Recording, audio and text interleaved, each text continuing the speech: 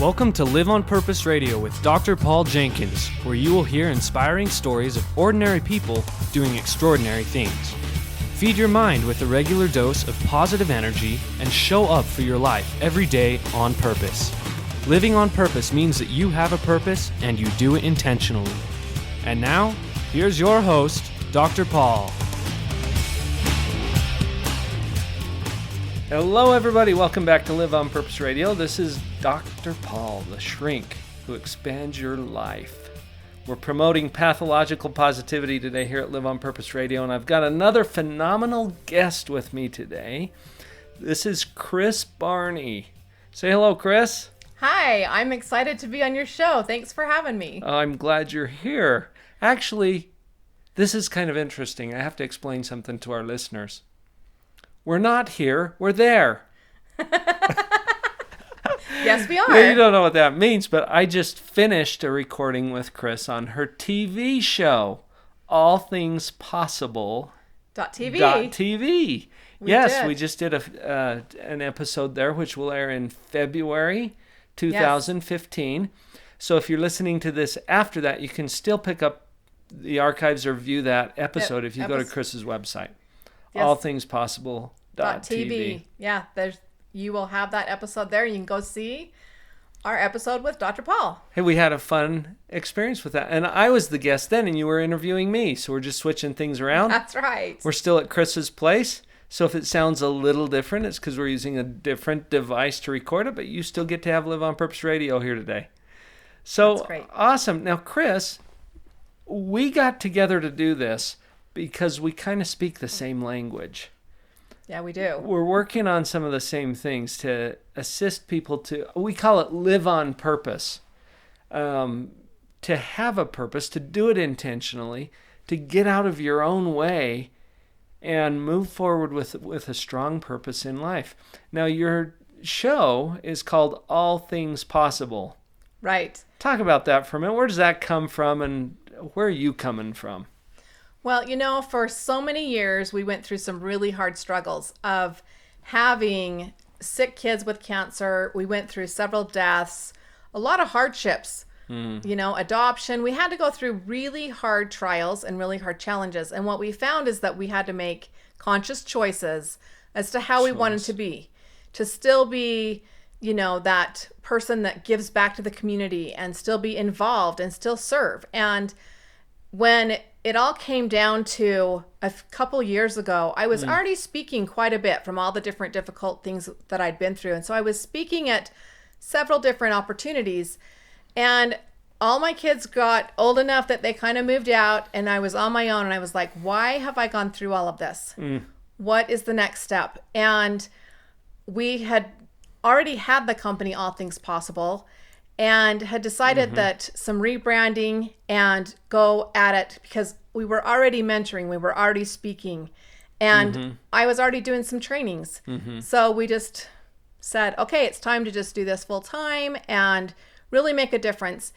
I love to see the difference in people's lives when they can do life differently. And it really became evident that All Things Possible was to be done on a bigger level. So we started All Things Possible, and we have clients continually that we get to mentor and have at our trainings. And I love to be able to make an impact and to change lives. And that happens through the correct application of certain principles. Would you agree? Oh, I totally agree. Totally. Principles in your life. I call mine traits. I teach 7 traits, which are just principles. And not that I'm going to give all 7 of those right now, but a couple of them are gratitude and service and integrity. And I have one of them is be happy. And that's right along with your pathological positivity and having to have that happiness. And it's a choice. And people don't always want to hear that. Kris, wait a minute. I mean, you hear that from the stage a lot. People, motivational speakers. Right. They get up there and say, you can be happy. Happiness is a choice. Now, my listeners know that I have some opinions about this. And I've shared some of them with you, but you've got your own take on this. Now, you're coming from a position of having had many of the toughest challenges that you could have imagined. Exactly. And it's not like you signed up for them, they just happened. Right. Children with cancer, traumatic brain injuries. You've told me about a few of them. Right. Between our two shows here today. So give us your particular take on happiness is a choice. Well, let me use an example of when my oldest son, he was 9 at the time, he was diagnosed with a brain tumor. And we had surgery and chemotherapy and radiation. And we spent 180 nights that we slept over in Primary Children's Hospital in 11 months. Wow. So traumatic, life-threatening, turn our world upside down. After we were going to the hospital, I mean, we'd had surgery and stayed for 5 weeks, and then we started into the 3 or 4 days a week we were at the hospital. Right. And here I am dragging this child that's almost 10, and he doesn't want to go. He doesn't want to miss school. He doesn't want to quit sports. And I could see that it was heavy weighing on me, but here was my son never saying, why me? But you could tell he was just disappointed and discouraged, and it was becoming this habitual thing we were doing. Right. And yet we didn't really have a choice to keep him alive. That's what we had to do. And on the way to the hospital, I said, okay, we're going to do it different today. And he's like, what do you mean? And I said, we're going to go to the gift shop and we're going to buy a balloon. And we are going to go find the person that balloon belongs to. And he was like, that's so lame. Whatever, Mom. And I'm like, no, we're going to. Now, how old was he at the time? Almost 10. Almost 10. Okay. So, rough, tough guy, my oldest. And we walked in the hospital. First thing we did is got the balloon, because the first 12 hours, we just got to do fluids and get prepped for the chemotherapy. Right. So we could go visit. We walked in and he picked a pink congratulations balloon. Pink. Pink congratulations. Congratulations. Got it. I'm going, do you want to meet girls at the hospital? Because that's about the hardest balloon to place ever at a children's hospital is pink congratulations. But we found her. And she was on her last chemotherapy. She was 10. But we had to visit so many kids. We saw a boy that would never leave the hospital alive. We met a boy that was from out of state, and he spent 21 days a month in the hospital, and his parents were able to come one long weekend, 4 or 5 days in that 21 days. Wow. And what we found was we didn't have it so bad off. It was perspective. Perspective, yeah. We got to see that we could make a difference. So we decided, again, a choice, a decision, and we bought a balloon every time we went to the hospital and found the right owner. And it took a lot of visits and a lot of getting out of our own way, going and making a difference. We got to know this little boy that was at the hospital all the time without visitors very well. We saw several of these children buried and passing on. And we were able to see that we didn't have it as bad as we thought. It's all about perspective, isn't it? It is. And you mentioned earlier one of the 7 is service. Yes. So you've incorporated that into this particular story as well. That's how we learned it. Yeah. That service. And we didn't have the money for a balloon and a little beanie baby back then. We were spending thousands. In fact, at the end, out of pocket, what we still had after 11 months was $80,000. We got to sell our house, live in a trailer out on property that we were going to build on. We lived in a camp trailer with 4 kids. Wow. And a husband with a head injury. We learned some big lessons. The first one was service. The second was gratitude. We learned that being grateful for our challenges and our trials that made us stronger, made us closer together as a family, and being grateful that we still had life. I still had my son. Right. We watched other families that weren't as lucky as we were. It gives you a standard of comparison. It did. But it was a standard that we had to choose to look at. Right, because you could look at the other standard of all these families who don't have a child in the hospital. Right. with cancer. Lots of people weren't going through what we were going through. Right. And people were like, I can't believe how strong you are. I can't believe all this is going on. And yet, instead of taking that aspect of it, we took the aspect of, why would we do it any different? We are blessed. We have each other. We have support. We had property we could have a trailer on. You were focusing on what you had and what your resources were and what you can do, not what you can't. Exactly. And there's always that choice. Yes. Wow. Powerful lesson. Yeah. And we've incorporated it since. Mm-hmm. In fact, the same son, fast forward many years, when he was 25, he broke his back on a motorcycle at the sand dunes on Labor Day. 2 months later, was diagnosed again with a brain tumor. Another one. In 5 months, that brain tumor grew back 3 times.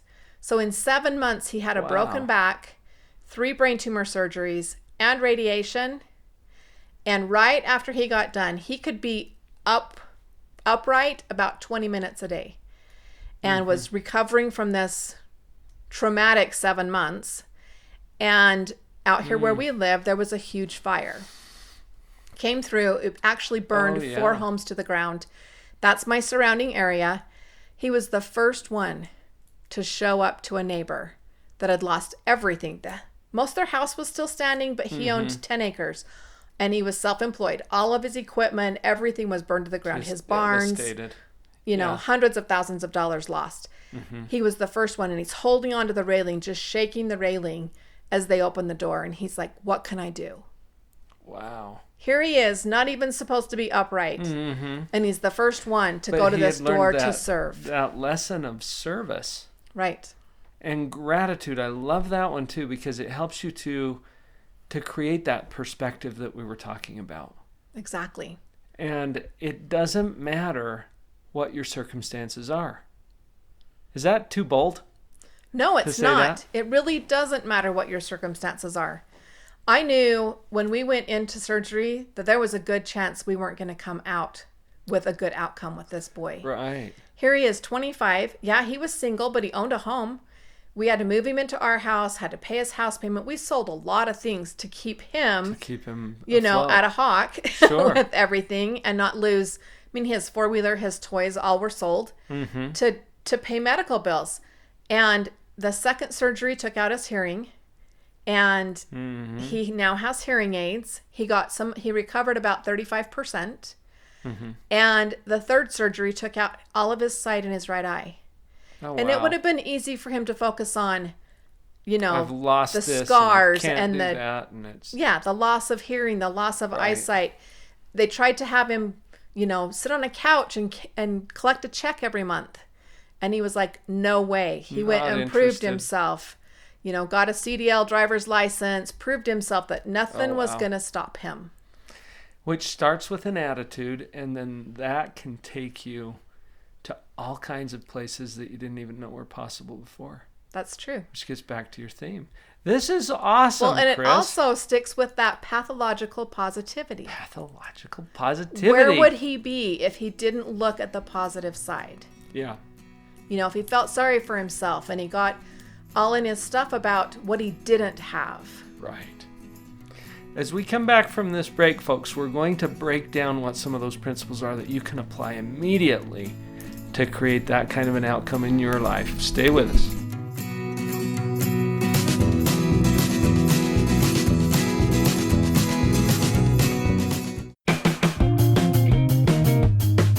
You've heard the question 100 times. Is the glass half empty or half full? If we are in negativity mode, we see the glass as half empty. Anyone can see it's half empty. When we are feeling negative, we focus on what is missing and lament the lack of water in the glass. When we are feeling more positive, we see the glass as half full. Of course it is half full. Anyone can see that. We focus on what we desire and celebrate the presence of water. Then there are those who see it as completely full all the time. These seemingly crazy people are not just positive. They are pathologically positive. Pathological positivity is an empowering mental supernormality that lifts us above the normal perception of reality. It is a higher level of thinking. we see the glass and our lives as completely full, even in the toughest situations. If you've enjoyed Live on Purpose Radio, then you will love Dr. Paul Jenkins' book on pathological positivity. Available now to order, visit pathologicalpositivity.com to get your copy today. That's pathologicalpositivity.com.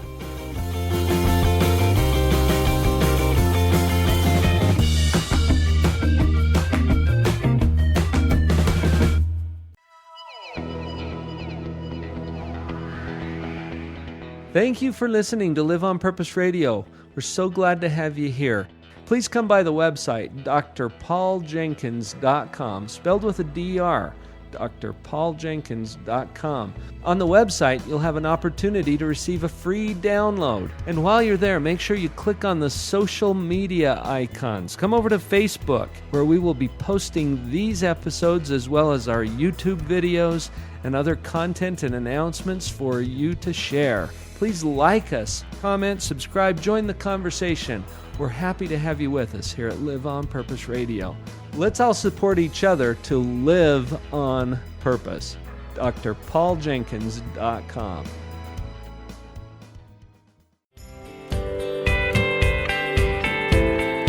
No pessimist ever discovered the secrets of the stars, or sailed to an uncharted land, or opened a new doorway for the human spirit. Helen Keller.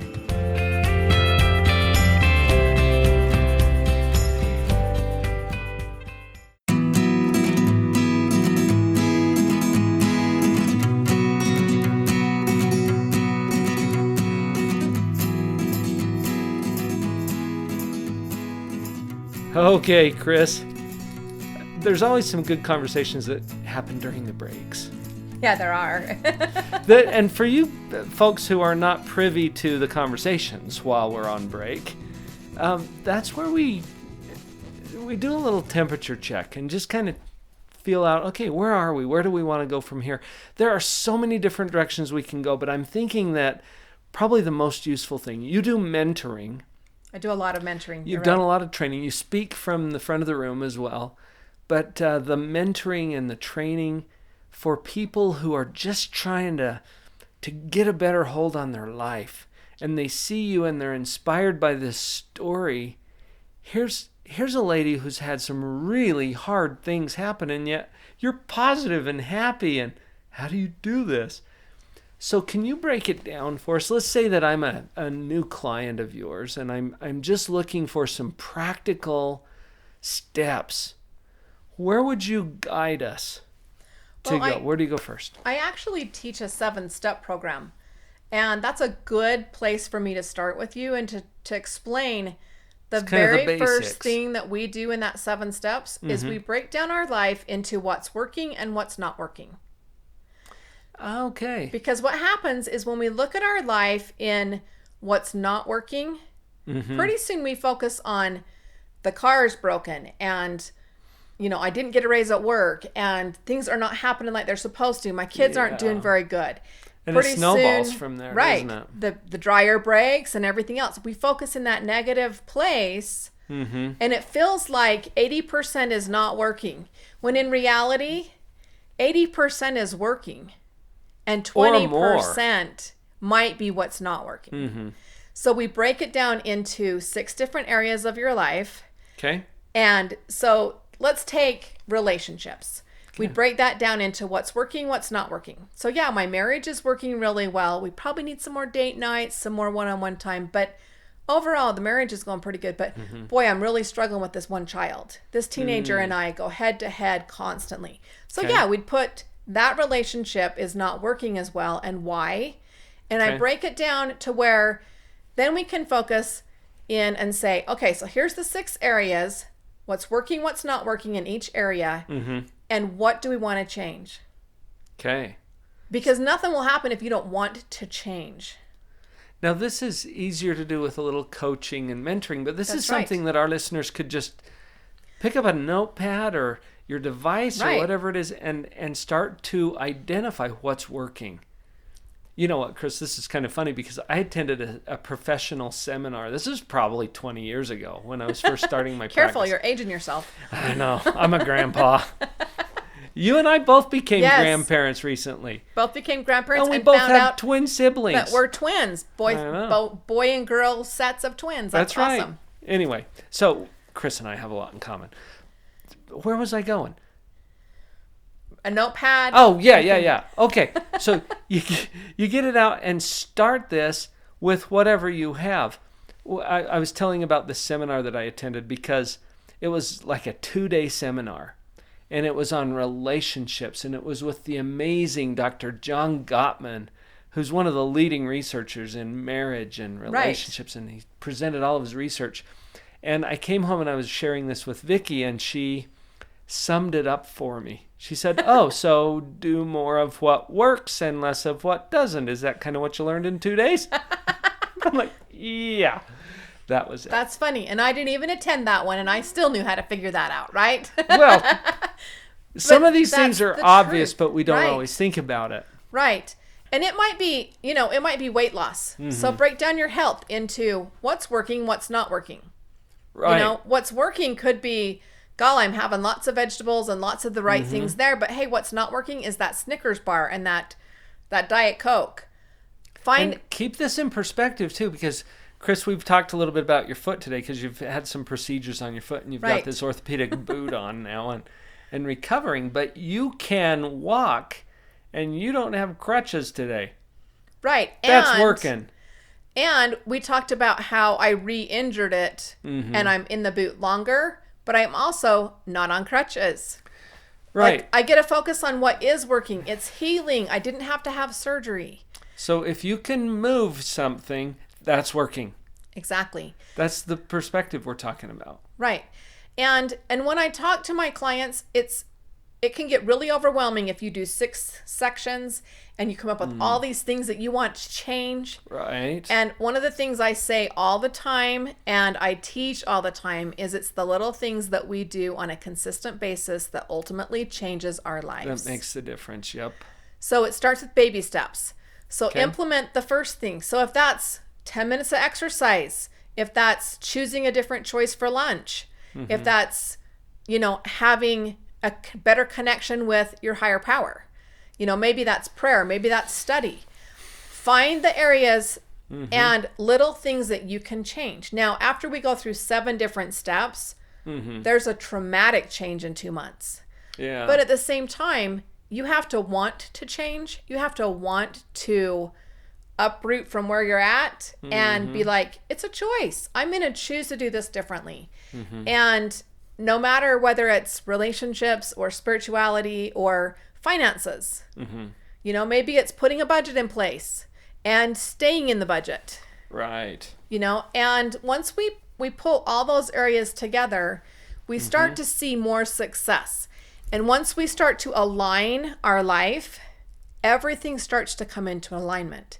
So when we start with baby steps in maybe it's organization. So organize a cupboard, organize a closet, clean your car, and start to bring in organization into your life. It starts to expand and you want more organization. So you're more willing to do it. Because you feel how good it feels to take those little steps. Right. So if it's a connection to a higher power, pretty soon you want more of a spiritual sense in your life. Right. If it's weight loss, pretty soon you want to release more weight and have more health. I mean, ultimately, when you do an exercise program, pretty soon you can't imagine life without the exercise program. And when you're fit, you're like, I would never miss my workout. It's just what I do. It's part of who I am. Exactly. And being willing to do what's difficult in the beginning that becomes easy versus doing what's easy in the beginning that becomes difficult. Yeah. I teach this concept of actually finding that balance and having results. When we choose to sit on the couch and watch TV, that's easy now, but later is harder. It's hard to break the habit, hard to get the initiative to do anything else. Usually we have weight gain, we're lazy, and it becomes a real hard pattern to break. Whereas exercise, hard in the beginning, but once you get going, you get that up. And you can't see me doing this with my hand, but that up arrow of where it picks up and it increases that you want to do it. You feel so much better by doing it. Yeah. That it Well, becomes a way of life. It's just like the negative stuff that we are familiar with as well. The more you focus on or practice the negative, the more it starts to show up in your life, and the more it begins to take on a life of its own and cascade. Positivity has the same power. Exactly. But it requires intentional effort. And that's because default is always downhill. That's right. You take off the brake on your car, what direction does it roll? Yeah. It's going to go down, and your life will do the same thing. So it does require some intentional effort to get going in the upward direction, but the same principles will apply. Well, I like what you're saying too, Kris, about the small steps, because it can seem overwhelming to look at, oh, here's where I want my life to be, but right now it's here, and there's such a huge difference between what I want and where I am, and that's overwhelming. But the little things you can wrap your head around. Right. And the other thing is actually celebrating your success. Oh, yeah. Like maybe it's just little baby steps that you're taking, and maybe it is only exercising 10 minutes a day, but celebrate that. You got off the couch, you got up early, you did a lot of effort to go and do that, and celebrate yourself. Actually have that pat on the back of like, hey, way to go. Because then you build more. Yep. And you believe in yourself more. And one of the traits I teach is integrity. And I teach a lot of people about the alarm clock.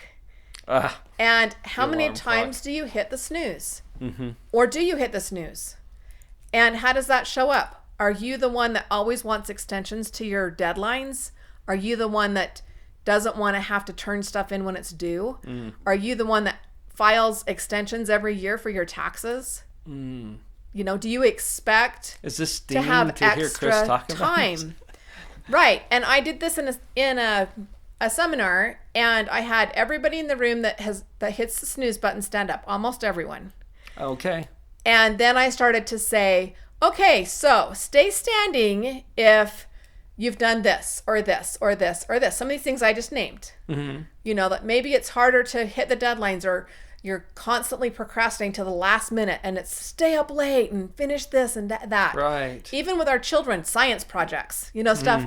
We teach our children how they're acting by what we want them to do, and we teach them, and we don't want to face that. But at the same time, that little snooze button has a big impact in our integrity. It was a good example to show That's interesting. How much we push things out, even though we know when it's due, we know what's expected, and yet we want to push it and be like, oh, that doesn't apply to me, or I want a little more time, or I'm not quite ready. We even plan for it sometimes. Most of the time. Like the snooze button thing. Right. You set the alarm for a half hour before you want to get up. So now I can push that snooze 3 times. Well, and there's actually studies of if you set the alarm once and get up right then, you have more sleep than if you hit the snooze button. Well, it changes your pattern of sleep. Right. Yeah. And people, but even having that snooze and that interruption, they say that subconsciously you know that that's going to go off, and you have to, you know, adapt for that. Right. So you don't even have as good a sleep until the alarm goes off. That's right. Which it's just interesting when you start looking into what patterns you're placing in your life, and actually have the accountability to go, I could change that. Right. And feel the resistance. It's okay to feel that resistance. Right. Just notice that, because the human condition is that we will have an initial resistance to something that's not our already established pattern. And that doesn't mean anything's wrong, and it doesn't mean you're making the wrong choice. Right. It just means you get to overcome that as you establish a new, we call them neural pathways in psychology. It's the programmed response. Right. And you can program a new one. You can program whatever response you want. That's really great news.